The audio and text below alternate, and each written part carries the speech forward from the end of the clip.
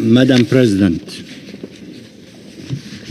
I thank you for convening this meeting at the outset of Guyana's presidency of the Security Council and reaffirms our confidence in your skilled leadership of the Council.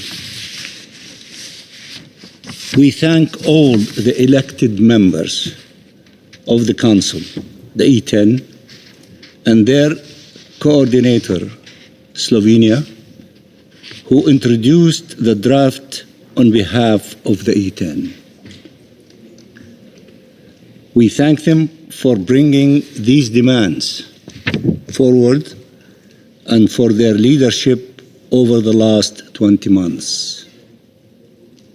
We thank all those who voted in favor of the draft resolution, the 14th of you.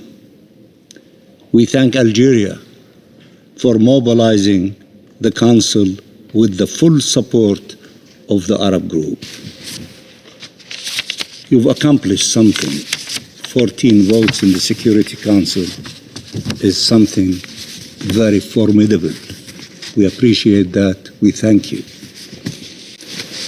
Madam President, this draft resolution had a simple goal: demanding a ceasefire that would allow the beginning of the monumental work needed to end the horrific humanitarian situation, to stop the genocide, to release hostages and prisoners, and to get the Israeli occupying forces out of Gaza before they get a chance to implement their plans to destroy our people. As they press on with the mass killing and forcible displacement of Palestinian civilians and theft of Palestinian land.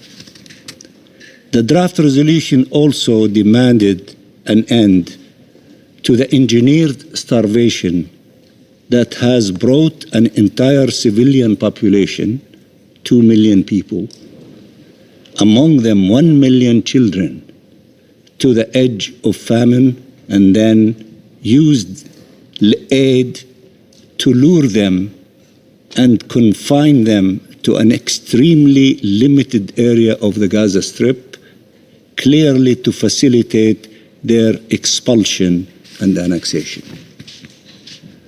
OCHA has stated that Gaza is the hungriest place on earth. It is the only defined territory in the world where the entire population is at risk of famine. And OCHA added, the aid operation is one of the most obstructed aid operations, not only in the world today, but in recent history. End of quotation. Can this council say anything about that? You cannot even say something about that? Can this council act, as many of you have been saying, as demanded by the Charter that unify all of us to respect and honor the principles reflected and contained in that Charter, our Constitution? In the face of this open and ongoing threat to millions of human lives, those seeking life-saving aid to feed their children and themselves are being subjected to killing and degrading treatment and inhumane conditions, to a horrific degradation of life. This has to stop. It has to stop. Israel has to end this punitive, illegal siege. It has to open all crossings and allow aid to reach Palestinians throughout the Gaza Strip. The UN plan allows that.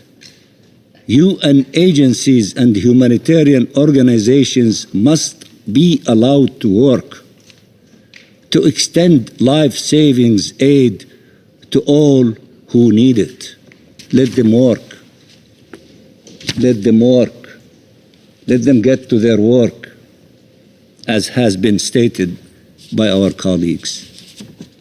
Israel is breaching the fundamental rules of international law, of basic humanity.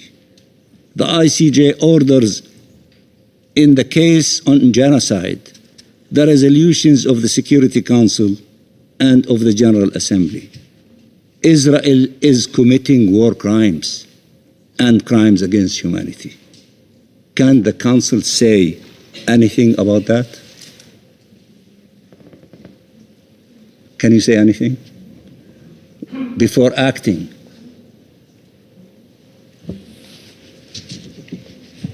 The E10 and the demands reflected in the resolution, one would have hoped that these minimal demands that are dictated by humanity, by legality, by morality, would have received unanimous support. But unfortunately, they were faced with a veto. This draft resolution is long overdue.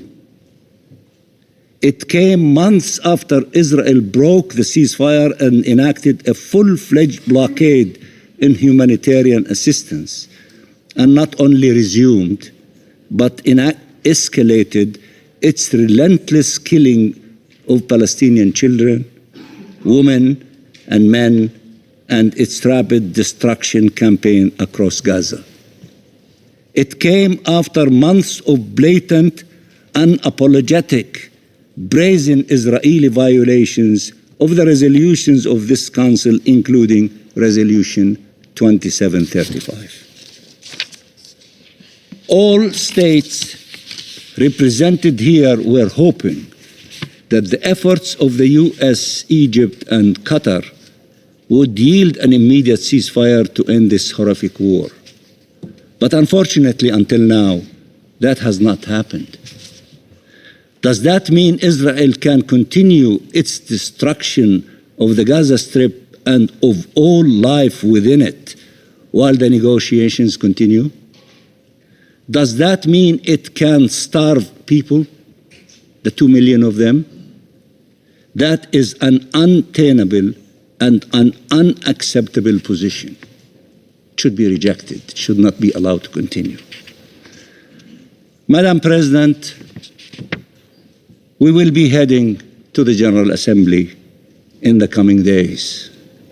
But let us be clear. What can stop this genocide are immediate and real measures by states to deter Israel from prolonging this aggression against the Palestinian people and forcing it to stop the mad march it is embarked on across the occupied Palestinian territory. Let me repeat that measures by states, by the 14 of you, and by the dozens more, the almost 100 and maybe 60 who are in the General Assembly or more, measures by each and every one of you, as you demonstrate, and we are grateful for your demonstrations and tenacity in the Security Council in demanding action, and we also support you in continuing to knock on the door of the Security Council to shoulder its responsibility, but you can act in your national capacity. You don't need an invitation from anyone. You have tools available to you in your national capacity to make those who are making this miserable life of the Palestinian people in the Gaza Strip, killing them, starving them, forcing them to stop this crime against humanity. Yes, you can do it. And you have to do it. And I am sure you are on the verge.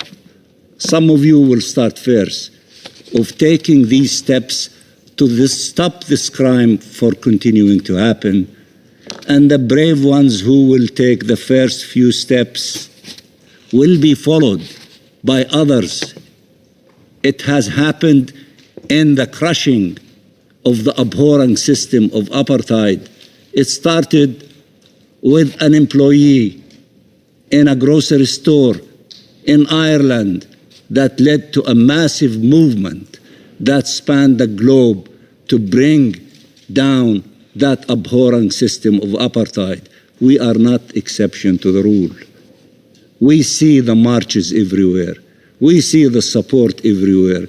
We see your support and your loud and brave and principled position in the Council and outside the Council. But we need to get to the business of each and every one of you. You have tools, you have available things to you in order to pressure those who are refusing to listen to all of us, refusing to listen to international law, refusing to listen to provisions of humanitarian international law, refusing to listen to the UN, to the Secretary General, to Mr. Fletcher, and all the brave leaders in the United Nations. They need to be dealt with differently until they yield to our collective will that we will not tolerate, nor we will allow them to continue killing the Palestinian people and starving them as we see it in the Gaza Strip. This is what's ahead of us, and I am confident that you will elevate yourself to such responsibilities because you tried everything and now you are being forced to these extra steps that we are confident that you will. This is imperative to save lives and to finally bring an end to this abomination, this illegal occupation in every facet. Every country has an obligation to act. Act now. Act decisively. Act to end impunity. Act to end atrocities. Act for humanity. Thank you very much, Madam President. I thank the permanent observer of the